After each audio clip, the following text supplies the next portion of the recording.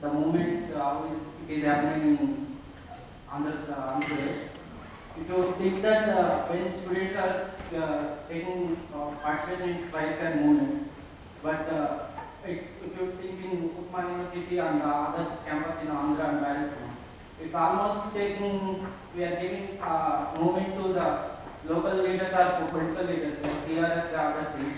But somehow it is wasting the students' education and almost 1 year career has lost students in Usman University. So as a professor and as a student, how we will suggest that so that it should not take into the leaders' hands. Only we should, because basically we have started with students. The movement was started among the students by students and by education. But from, if you see that in all universities, almost Andhra, Rajasthan and Telangana, now we have given all the movement to, we have put in leaders' hands. So, can we change this process?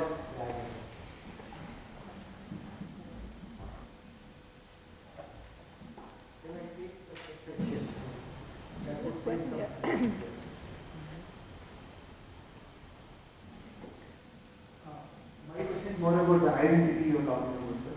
When we first got independence, we had a new identity, and so every citizen has shared a common vision. And it won up over time. After 30, 40 years, we have accomplished again. From what I understood from your talk is, you are releasing a similar kind of identity for Telangana. By calling it a new state, you are trying to give every citizen of Telangana a new identity which they could work for. But would you guarantee that it won't go on in the same way it won up for the India or for Andhra Pradesh? After 30, 40 years, what people become complacent again? What the power goes to the same few majority who are exploiting natural resources? Because I don't think politicians from in Telangana will be different from the ones elsewhere. They are same everywhere. So it's like just like creating a new identity. Then again, if things become complicated, you want to break it into further parts so that it is a new identity again to people. How long will this continue?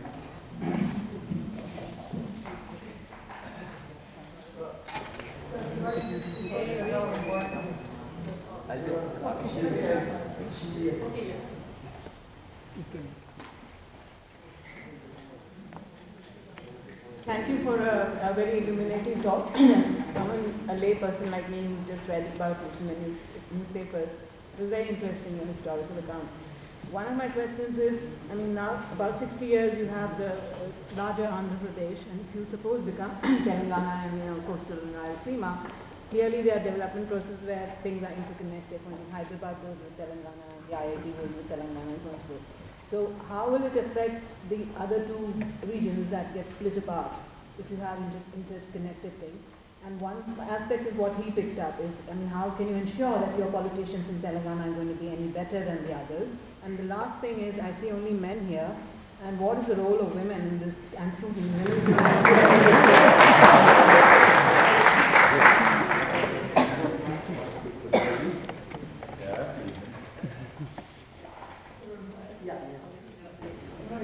Related. I'm more related to this person. What will you do if your Telangana politicians will be doing similar after the state is formed? Sir, many thanks for letting us know very interesting points this evening. Sir, as you mentioned that some motive and gentleman agreement have been abolished. Is there any proofs for those agreements? If at all there, why don't we climb in the courts? Climb in the courts. That is one thing. The second thing is, you mentioned SSL has included law after a separate schedule has been made. Then, what about the Jharkhand, which has seen a political instability, which has seen 8 CMs in 10 years and 2 presidential rules? And the third thing is, you mentioned the last point, you mentioned that the irrigation is heavy, costly in Telangana region. So what about the irrigation capability in Rayalaseema region? So I think your concern is more about the multi-rules and gentleman agreement, that means the rights of the Telangana people which have been abolished by the Andhra region. So why don't you strive for getting those back, other than the state, separate state?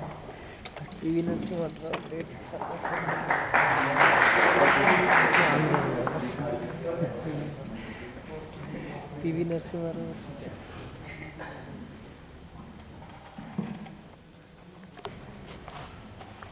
As far as the recovery of these rights is concerned, it is not easy. The Constitution has been amended and all those guarantees have been completely removed from the Constitution and abolished completely. So therefore, recovering those rights is not possible at all, number one. Number two, people have lost faith, that they would be ever be implemented. They've lost faith in these arrangements, these institutional mechanisms, because they're not workable enough.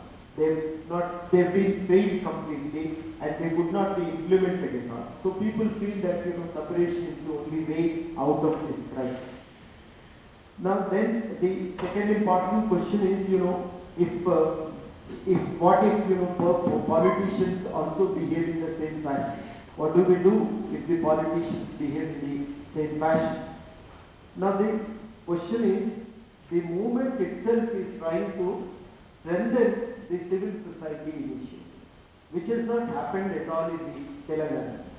Now remember, as far as Telangana is concerned, the political space has been completely destroyed. After the 1969 movement, a massive Naxalbari movement has emerged.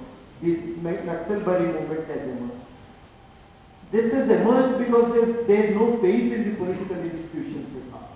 They never thought that they would be able to get things done through the political institutions. And therefore they wanted to mobilize people, fight for their rights, even overthrow the feudal laws in the villages. So that was the fight. In the name of eliminating these Naxalites, they started completely destroying the political institutions at the village level. Gram Panchayat and all political institutions at the village level have been completely destroyed. Only the police and the military. That's the kind of an institution. After the Telangana movement emerged, a new